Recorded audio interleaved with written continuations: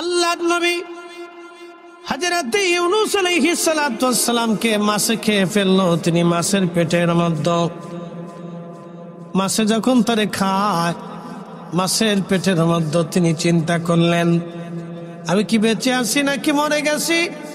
খোদার নবী হযরত ইউনূস আলাইহিস সালাম মাছের পেটের মধ্যে যে নড়াচড়া দিয়ে বললেন, না বেঁচে আছি।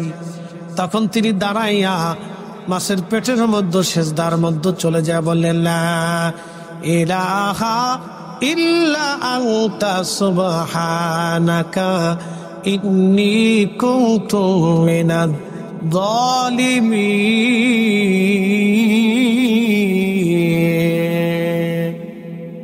হযরত ইউনূস মাছের পেটে আল্লাহকে ডাক দে, বলে, রব্বি, সাগরের গভীরে তোমার জিকির করে কারা? আল্লাহকে ডাকতে কারা? সাগরের গভীরে তোমার জিকির করে কারা?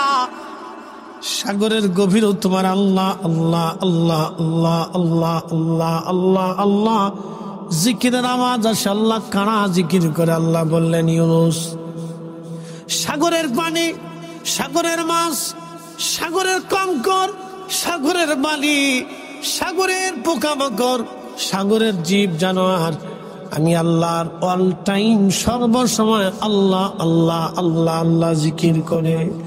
সাগরে, জরে, জঙ্গলে, পাহাড়ে, পর্বতে, ভূমণ্ডল আর নবমণ্ডল, এমন কোন জায়গা নাই যেখানে আল্লাহ জিকিরের আওয়াজ না চলে। অতএব মুসলমানের ঘরে ঘরে জিকিরের আওয়াজ দরকার। কথা বলেন ঠিক কিনা? মুসলমানের ঘরে ঘরে জিকিরের আওয়াজের কারণে আমাদের দেশের আগে মুসলমানের ঘরে ঘরে মিলাদ হতো। আসতে কম কেন, জোরে বলেন। ঘরে ঘরে মিলাদ হতো, ঘরে ঘরে মিলাদ, ঘরে ঘরে মিলাদ,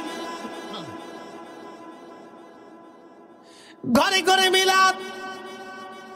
প্রথমে কোরআন শরীফ তেলাওয়াত, তারপরে নবীর দুরূদ, তারপরে জিকির, তারপরে দোয়া, সবই আল্লাহর জিকির। এই কথা কেন নাই? আমরা যখন মিলাদ পড়ি, আল্লাহুম্মা সাল্লি আলা সাইয়্যিদিনা মাওলানা মুহাম্মদ, আল্লাহুম্মা, হে আল্লাহ, জিকির হলো কার? আল্লাহ। সাল্লি আলা, আমার দুরূদ তার উপরে। সাইয়্যিদিনা, যিনি আমার সাইয়্যিদ, আমার শিরতাজ। মাওলানা, যিনি আমার দুনিয়া আখিরাতের অভিভাবক। মুহাম্মদ সাল্লাল্লাহু আলাইহি ওয়াসাল্লাম, ওই নবী আমার দুনিয়া আখিরাতের অভিভাবক। তার উপর আমার পক্ষ থেকে সালাত হে আল্লাহ, ওয়া আলা আলে, এবং তারা হন, তার পরিবার, তার বংশধর, তার আহলে বায়াত। সাইয়্যিদিনা, আমার সাইয়্যিদ মাওলানা, আমার অভিভাবক মুহাম্মদ, আল্লাহ তার উপরেও আমাদের দুরূদ ও সালাম। একবার জোরে বলবেন কি মারহাবা? বলেন, জমিন কার? আসমান কার? আমরা কার? নবী কার? দুরূদ কার? দুরূদ আল্লাহ নবীর উপরে পড়ে। কতদিন পড়বে? কখন কতদিন পড়বে? আল্লাহ কোরআনে বললেন, ইন্নাল্লাহা ওয়া মালাইকাতাহু ইউসাল্লুনা আলান নবী। নিশ্চয় আমি রব, तमाम ফেরেশতাকুল ইউসাল্লুনা আলান নবী, আমার নবীর উপরে দুরূদ পড়ে এবং পড়তেছে এবং পড়বে। একসাথে বলবেন না মারহাবা? পড়তেছে, পড়বে। জোরে বলুন, পড়তেছে, পড়বে, পড়তেছে, পড়বে। ইউসাল্লুনা আলান নবী, পড়তেছে, পড়বে।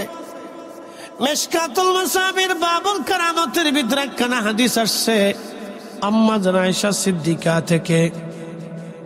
আল্লাহর নবী রওজা মুবারকে প্রত্যেকদিন সকালবেলা সুবহে সাদিক যখন হয়, সূর্য উদয় হবে, আল্লাহর আকাশ থেকে ৭০,০০০ ফেরেশতা নবীজি রওজা মুবারকে নাজিল হয়ে যায়। এই ৭০,০০০ ফেরেশতা আল্লাহ নবী রওজা শরীফ ঘিরে ধরে দাঁড়ায়া দাঁড়ায়া দাঁড়ায়া দাঁড়ায়া আমার নবীর শানে দুরূদ এবং সালাম পড়তে থাকে। সকাল থেকে সন্ধ্যা, সন্ধ্যা যখন সূর্য ডুবে যায় তখন ওই 70,000 ফেরেশতা আসমানে চলে যায়। নতুন করে 70,000 ফেরেশতা নাজিল হয়। ওই নতুন 70,000 ফেরেশতা নাজিল হইয়া আমার রসুলের রওজা মুবারক ঘিরে ধরে দাঁড়াইয়া নুরানি পাখাগুলি বিস্তার করে একসাথে 70,000 ফেরেশতা দুরূদ সালাম পড়ে। আরে ফেরেশতা যখন রসুলের রওজা মুবারক ঘিরে ধরে দাঁড়াইয়া জামাতের সাথে দুরূদ সালাম পড়ে তখন বেদাত হয় না। আমরা বাড়িতে, মসজিদে, এলাকায়, মাহফিলে দুরূদ শরীফ জামাতের সাথে সরাসরি একসঙ্গে বললে আমাদের বেদাতের ফতোয়া হয়। ওই বেদাতের ফতোয়ার গোষ্ঠী গিলাই যতদিন বেঁচে থাকবো নবীন দুরূদ সালাম জমিনে চলবে। কথা বলেন ঠিক কিনা? হাত উঁচা করে বলেন ঠিক কিনা? তাকবীর, নারায়ে রিসালাত। বন্ধু খুব মনোযোগ দেবেন, এক সময় পৃথিবী ধ্বংস হবে। আল্লাহ কোরআন শরীফে বলে দিলেন ইযাস সামাউ ফাতারাত, যখন আসমান ভেঙ্গে ভেঙ্গে পড়ে যাবে। ওয়া ইযাল কাওয়াকিবু তাসারাত, तमाम সৃষ্টির নক্ষত্রগুলি ভেঙ্গে ভেঙ্গে ভেঙ্গে ভেঙ্গে মিসমার হয়ে একেবারে ধ্বনিত পশমের মতো উড়ে উড়ে পড়তে থাকবে। ওয়া ইযাল বিহারু ফুজ্জিরাত, সমুদ্র উদ্বেলিত হয়ে যাবে, সমুদ্রের তলদেশ উঁচু হয়ে যাবে।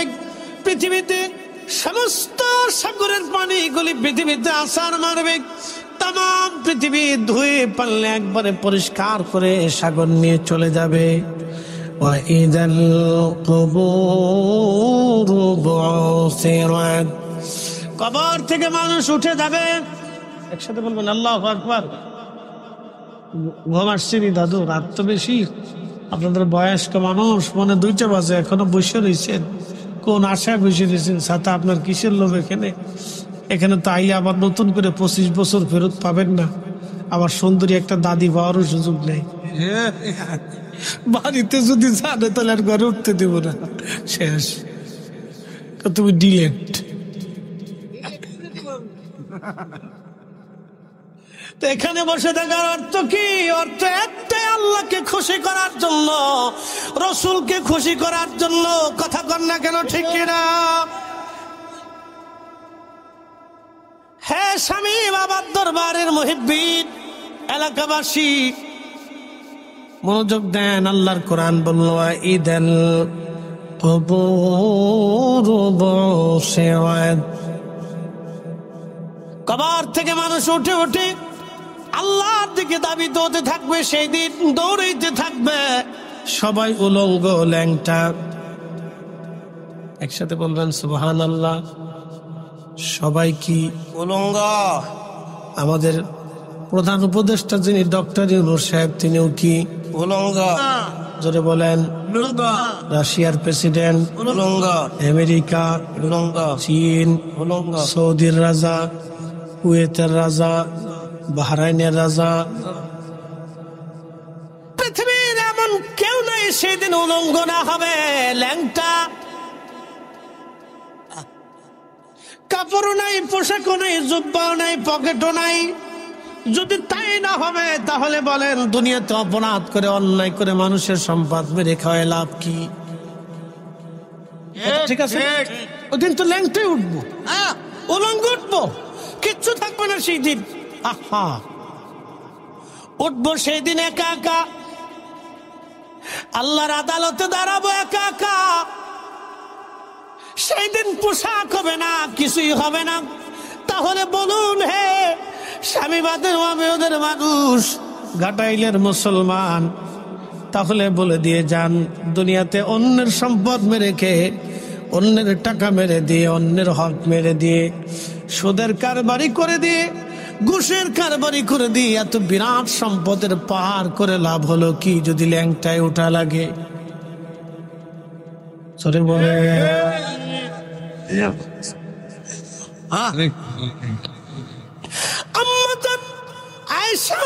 বলে হুজুর পৃথিবীর সব নারী পুরুষ কি ল্যাংটা হবে? বলে হ্যাঁ, উলঙ্গ উঠবে সবাই, সবাই উলঙ্গ উঠবে, কাপড়বিহীন, পোশাক পরিচ্ছদবিহীন। আম্মা জান আয়েশা তখন লজ্জায় পড়ে বলেন, ইয়া রাসূলুল্লাহ, তাহলে নারীদের কি হবে? আম্মা নবীজি বললেন, আয়েশা রে, কিয়ামতের ময়দান এতই কঠিন বিভীষিকাময় হবে আয়েশা, সেই দিন কোন নারী পুরুষের দিকে তাকানোর সময়, কোন পুরুষ নারীর দিকে তাকানোর মতো সময় হবে না রে আয়েশা। আয়েশা শোনো, 3 জায়গাতে সন্তান মার পরিচয় দিবে না, মা সন্তানের পরিচয় দিবে না, বাবা সন্তানের পরিচয় দিবে না, সন্তান বাবার পরিচয় দিবে না, ভাই ভাইয়ের পরিচয় দিবে না রে আয়েশা। সাহাবীরা শোনো, 3 জায়গা বন্ধু বন্ধুর পরিচয় দেবে না, কেউ কারো পরিচয় দেবে না, সবাই যার যার চিন্তায় বড় পেরেশান হয়ে যাবে।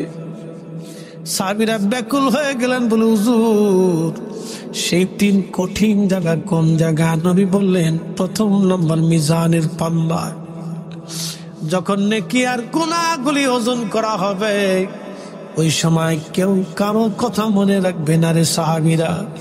2 নম্বর, যখন আমল নামা ডান হাতে না বাম হাতে আসবে, সার্টিফিকেট কি ডান হাতে হবে না বাম হাতে হবে, এই কঠিন স্থানে কাকে ডান হাতে দিবে না বাম হাতে দিবে, এই চিন্তায় বাবা সন্তান ভুলে যাবে, সন্তান বাবা ভুলে যাবে, ভাই ভাইকে ভুলে যাবে, বোন ভাইকে ভুলে যাবে, স্বামী স্ত্রী বলবে, স্ত্রী স্বামী ভুলে যাবে। সাহাবীরা রে, 3 নম্বর ফুলসিরাতের ঘাটে এই জায়গাটা কেউ কারো কথা মনে রাখবে না। কঠিন এই সিচুয়েশনে সময় সময়কে ভুলে যাবে রে সাহাবীরা, এই জায়গা ভুলে যাবে।